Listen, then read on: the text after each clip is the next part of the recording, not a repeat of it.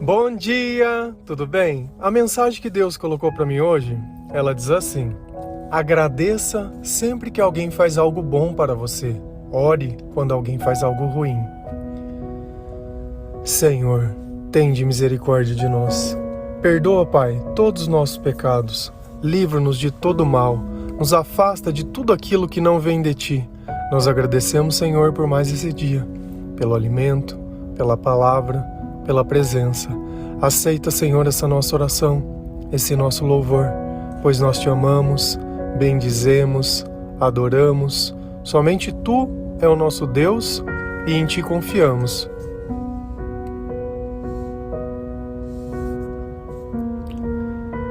Na nossa vida, às vezes, num mesmo dia, acontecem tantas coisas. Quando é algo bom, normalmente a gente não costuma dar muito valor. Porque se não falta um prato de comida todos os dias, se você tem o travesseiro, se você tem o teu quarto, se você tem uma cama, então são coisas que são muito básicas. Às vezes nós esquecemos o valor dessas coisas. Um obrigado, um bom dia, um abraço, um sorriso. Todas essas coisas, elas são fundamentais para a nossa vida. Só que não porque nós a recebemos, mas porque nós podemos oferecer. E nem todas as pessoas, elas podem oferecer gratidão. Porque reconhecer aquilo que é básico e necessário, é preciso um coração com muito amor.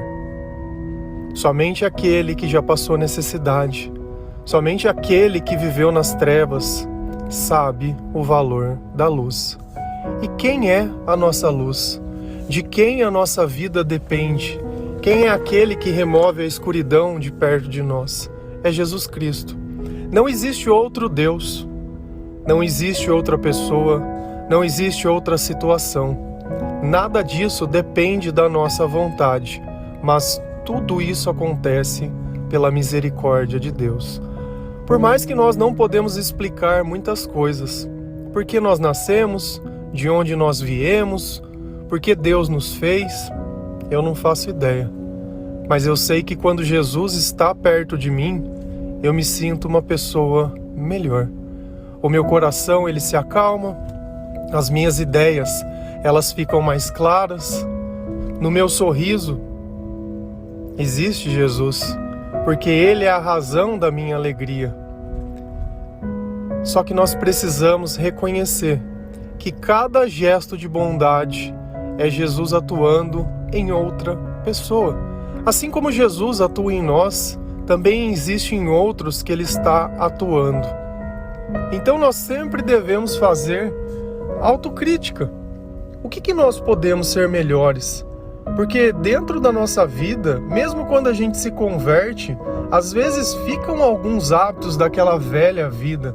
Umas brincadeiras sem graça, algumas coisas que talvez já não tem mais espaço nessa nova vida, coisas que não acrescentam em nada, hábitos que simplesmente nos prejudicam.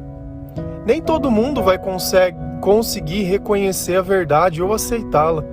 Por melhor que você queira algo para alguém, nem sempre essa pessoa ela vai conseguir entender o que você está dizendo. E às vezes você fica bravo, fica frustrado. Essas pessoas elas não fazem isso por mal, mas é que não existe o bem dentro delas. E aonde não existe Jesus, não existe sabedoria, não existe bondade, não existe nada. Não tem gratidão, não tem amor. Tudo que existe é medo. Hoje eu estou no livro de Provérbios. E lá tem uma frase que é bem interessante. Que ela fala mais ou menos assim.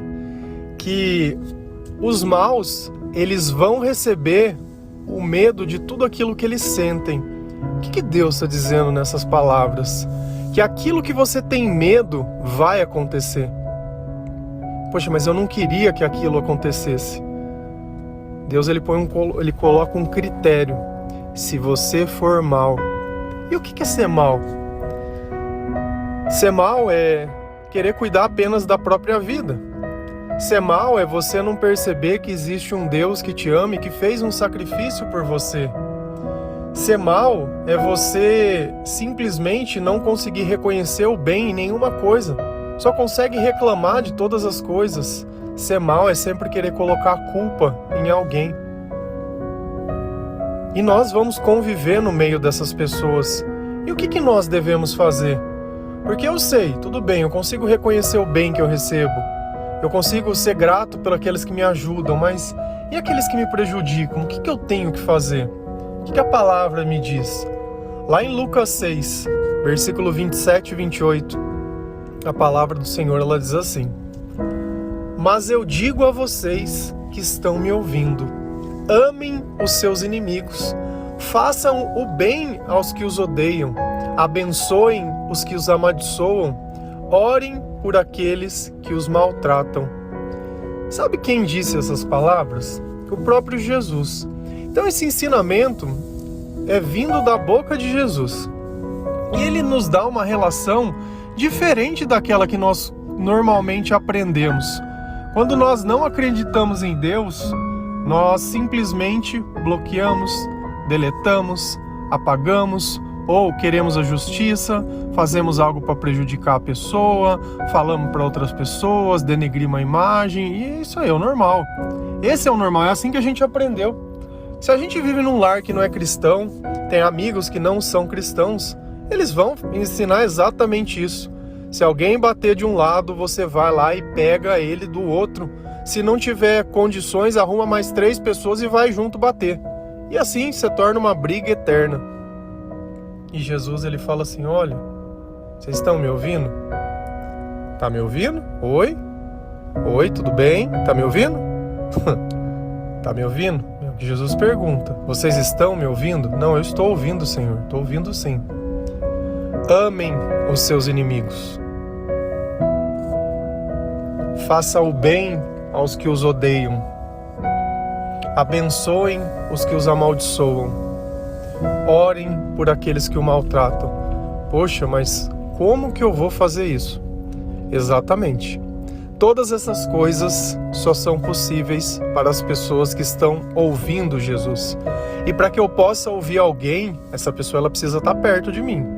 Então, quando Jesus está perto de nós a tal ponto que eu possa ouvi-lo, eu consigo fazer coisas que somente Jesus consegue. Você sabe por quê? Porque quando eu cheguei para conversar com ele a primeira vez, sabe quem eu era? O inimigo. Você sabe o que ele fez? Ele me amou. Você sabe, e eu odiava ele também, eu não gostava da igreja. Você sabe o que ele fez? Ele me fez o bem. E eu amaldiçoava as pessoas que eram da igreja. Você sabe o que ele fez? Ele me abençoou. E eu maltratava também, e ele orou por mim. Esse tratamento é o tratamento de Jesus. Quando Jesus está conosco, nós somos semelhantes a ele. E aí nós conseguimos cumprir tudo isso. Então esse é um velho hábito que nós temos. E a partir de hoje, se você sente que Jesus ele reescreveu a sua história, que Jesus está tão perto que você pode ouvi-lo, falando no seu coração, falando nos teus sentimentos, através da paz, do amor, da alegria. Se Jesus está tão perto, mas tão perto, que Ele vive junto de você, porque a palavra diz: já não sou eu mais quem vivo, mas Cristo vive em mim. Então nós vamos conseguir fazer coisas que os nossos velhos hábitos, o nosso passado, ele não permite. E aqui nós vamos entrar num ponto em questão. Bom, então quer dizer que se eu orar por alguém, aquela pessoa ela vai se tornar o que eu quero? É isso que Jesus ele está me ensinando? Não. Jesus está nos ensinando uma coisa aqui. Se você sabe que aquela pessoa é má, se você sabe que aquela pessoa não caminha comigo, não se iluda que nada de bom vai vir dela. Então, se eu oro para alguém, é como se eu estivesse me revestindo da verdade, para quando eu estiver na presença daquela pessoa, o mal que vier da boca dela não me atingir. Não é isso que Deus ensina nos Salmos? Que nenhum mal nos atingirá, nenhum dardo inflamado vai chegar até nós, porque o Senhor é o nosso escudo, é a nossa fortaleza. Então, quando eu sei que uma pessoa ela é ruim e eu faço bem, é Jesus demonstrando para ela que o amor é maior que o ódio. Quando eu oro por alguém que eu sei que é uma pessoa ruim, para que Deus faça a obra na vida dela, não é para que ela mude, para que ela me sirva, porque isso não tem o menor sentido. Se eu oro por alguém baseado nos meus interesses, o que nós começamos a conversar? Que o mal é propriamente aquele que vive a sua vida baseado nos seus interesses. Então, o que nós devemos entender com tudo isso? Que nós devemos, sim, fazer exatamente o que Jesus ensina, porque é Jesus que age através de nós.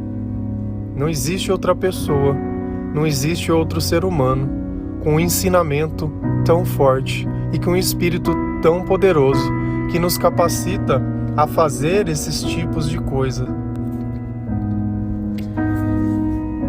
Agora que nós entendemos um pouco sobre o mal, entendemos sobre a oração, que ela nos fortalece, nos reveste, que nós devemos sempre fazer o bem, independente, porque nós não deveremos julgar se aquela pessoa merece ou não, mas se é Jesus que está dentro de mim e Ele diz, faça, farei, eu confio nele. Esse é o ponto. Você confia em Jesus? Você confia nos julgamentos de Jesus? Você aceita os seus ensinamentos? Você está tão perto para que possa ouvi-lo? Se sim, então estejamos em paz com tudo isso. Deixa que cada um vai receber e cada um vai colher exatamente o que plantar. Se nós podemos plantar amor o tempo inteiro, plantaremos amor. Se a gente continua lendo a palavra de Deus, lá em Deuteronômio 8, do versículo 12 ao 14, tem um ensinamento aqui que é muito importante, que na verdade, ele é uma das coisas que eu mais aprendi dentro da igreja. Porque nós tínhamos uma igreja que era muito pequenininha, então a gente era uma comunidade, eu participava daquela comunidade, ajudava a pregar, a evangelizar e a trazer pessoas, mas tinha algo que era muito comum, que era meio que os crentes itinerantes. Então enquanto a pessoa ela queria a bênção, ela frequentava todos os dias e ela ia lá e fazia o que fosse preciso, ia na vigília, chorava, e aí beleza. Depois que ela recebia a graça, ela chispava na marva, sumia. Essa era sempre um ponto que eu achava muito curioso, né? Eu falei, essas pessoas elas vêm aqui só para buscar as coisas, e eu vim aqui para encontrar o Senhor, não porque Ele podia me dar alguma coisa, mas porque Ele era a minha luz. Para que eu pudesse viver e ser estável, eu precisava dele, mas as pessoas trocavam tudo isso por algo. Eu achava um tanto quanto estranho. E aí a gente olha aqui na Bíblia, Deus ele fala sobre isso. E ele fala a razão disso. E lá em Deuteronômio 8, 12 a 14, a palavra do Senhor, ela diz assim: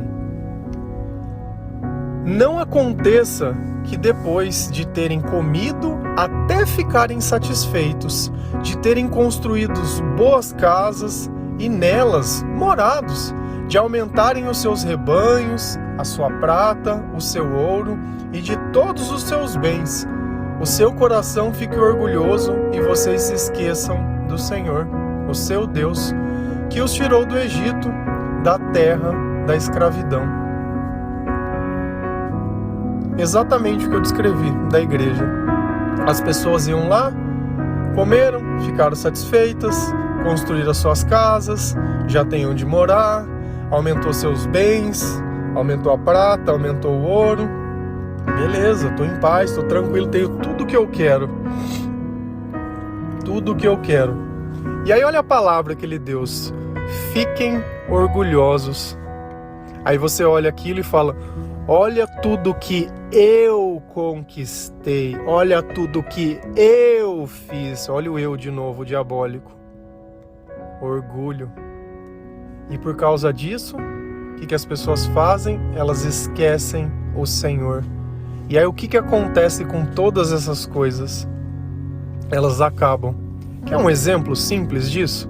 Vamos imaginar que você trabalha. Todos os meses você recebe um salário. Todo o dinheiro que você recebe, você coloca no banco. Beleza, então você está trabalhando e colocando dinheiro no banco. Ei, gostosinho, vou lá, todo mês após mês eu coloco alguma coisa. De repente você olha no seu status e fala, nossa, tem 10 mil reais, sei lá, 20 mil reais, 100 mil reais. Não vou mais trabalhar. A partir daquele instante, o que vai começar a acontecer com a sua conta? O que era 100 virou 90, o que era 90 virou 80 e mês após mês aquele dinheiro vai acabando até o ponto que ele não tem mais nada. E daquele ponto para trás você começa a ficar em dívida. Dá para você entender a tua vida? Por que tem tantos altos e baixos? Por que tem tanta tribulação? Porque você se humilha para conseguir e esquece o Senhor depois que consegue. O eu. O seu maior problema é o eu. Porque enquanto você continuar fazendo para Deus, Ele vai continuar te abençoando e aquela conta só vai continuar aumentando. Só que você nunca vai olhar para o valor dela e falar, nossa, olha quanto eu já tenho. Quer um exemplo de uma coisa que também é o mesmo exemplo que às vezes a gente tem dificuldade de entender? Tem uma passagem da Bíblia que o rei Davi ele pede para fazer um censo. O que é um censo? Contar todas as pessoas que tinham no reino. E esse foi o maior erro dele. Mas você pode me perguntar, mas o que tem a ver isso? Porque ele queria saber o tamanho do exército que ele tinha para poder enfrentar as outras nações ou batalhar e guerrear. Se é Deus que nos sustenta, eu nunca preciso saber o tamanho do extrato. Eu sei que sempre vai ter mais do que eu preciso. Porque a partir do momento que Davi ele tentou mensurar o tamanho do reino, o tamanho das pessoas e o tamanho da bênção, aí começou a desgraça. E às vezes a gente não consegue entender. Fala, poxa, mas ele só pediu para contar. Deus não quer que você mensure as suas bênçãos. Deus não quer que você se preocupe com nenhuma dessas coisas. Não vai faltar. É que nem aquela passagem também do azeite na botija, que enquanto ela teve, ele continuou derramando, ele continuou saindo e continuou fazendo. E assim é com Deus. Se eu não deixo a minha humanidade querer colocar um limite nas bênçãos, elas continuam sendo derramadas. Mas a partir do momento que eu tento olhar, eu caio na tentação de alguma coisa, ou de me sentir muito abençoado, ou de me sentir isso, e muitas vezes eu não vou conseguir reconhecer. E aí eu vou relaxar. Porque enquanto eu não sei aonde eu estou e quanto eu tenho, eu vou continuar clamando, eu vou continuar orando, eu vou continuar buscando, eu vou continuar agradecendo. Mas ao momento que eu olho a minha vida passada, comparado com a de agora e vejo que ela já está melhor, fatalmente a minha vida vai parar de progredir. Então, à medida que a gente busca ao Senhor, cada vez ela tem que ser maior. Eu não posso me acomodar. Mesmo depois de tanto tempo de convertido, eu tento manter os mesmos padrões de quando eu me converti, sem diminuir. Muito pelo contrário, tentando sempre colocar alguma coisa a mais, fazendo aquela autocrítica. Poderia colocar mais um pouco de Deus em algum lugar? Poderia fazer alguma coisa a mais? Para que eu não fique orgulhoso. Por isso que eu sempre falo para vocês, olha, eu li tantas vezes, eu fiz isso, já aconteceu isso, mas como um testemunho. E eu sempre friso, não é por vaidade, porque eu não sei nada e eu não sou ninguém, eu não sou melhor que ninguém. Muito pelo contrário. Eu tento aqui mostrar uma outra vida e um outro lado, porque se todas as pessoas elas conseguissem praticar as coisas que o Senhor nos ensina, estivessem tão pertas ao ponto de conseguir ouvir o que Ele diz, nós viveríamos num lugar bem melhor. Mas como nós não podemos mudar o mundo, e nem esse é o nosso papel, mas a nossa vida, o Senhor deu confiança e autoridade nela, para que junto com Ele nós possamos fazer uma transformação. E por que não transformar? E por que não fazer? E por que continuar insistindo nos velhos hábitos e nos velhos erros? Não vai ser xingando ninguém que você vai mudar alguém. Não vai ser maltratando ninguém que essa pessoa vai. Nem todas as pessoas elas entendem o que é apoio, porque toda vez que você diz não, só quem entende o tamanho do pecado entende que Deus corrige aqueles que ama e repreende aquele que ele aceita como filho, mas nem todo mundo consegue aceitar isso. Por quê? Porque o meu eu não permite. Você tem orgulho da pessoa que você é? Você entrega 100% do que você poderia para Deus? Você faz o melhor para você mesmo? As suas relações com as outras pessoas, tem alguma que você tem alguma dependência emocional? Se Deus te chamasse hoje, você morreria em paz ou sente que alguma coisa ficou sem fazer? Você sabe o valor daquilo que tem posto dinheiro dentro da tua conta? Ou você prefere ficar contando e achando que é pouco? Lembra? Eu não olho quanto entra, mas eu confio que é o suficiente. Por isso a pessoa pode ganhar menos e ter muito mais. E uma pessoa ganhar muito e não ter nada. É o espírito do devorador. O tempo inteiro contando a ganância, o mais. Mais para quem? Mais para quem? Mais para quê? Vende a sua eternidade a preço de nada, por nada, porque nenhuma dessas coisas você vai poder levar. Agradeça sempre que alguém faz algo bom para você. Ore quando alguém faz algo ruim. Amém? Que Deus abençoe cada um de nós. Que o Senhor ele possa tocar o seu coração, te dar entendimento, sabedoria, paz. Que o Senhor possa colocar certeza nesse coração tão cheio de dúvidas. Nós não temos dúvidas que Jesus é o caminho, a verdade e a vida. Que Ele é a luz que ilumina o nosso viver. Que Ele é a razão da nossa existência. Jesus é tudo em todos. É o bem que nós recebemos. É o mal que nós oramos e aceitamos. E abençoamos, não amaldiçoamos. Vocês estão me ouvindo? Amém? Que Deus abençoe cada um de vocês. Feliz a nação cujo Deus é o Senhor. Um bom dia.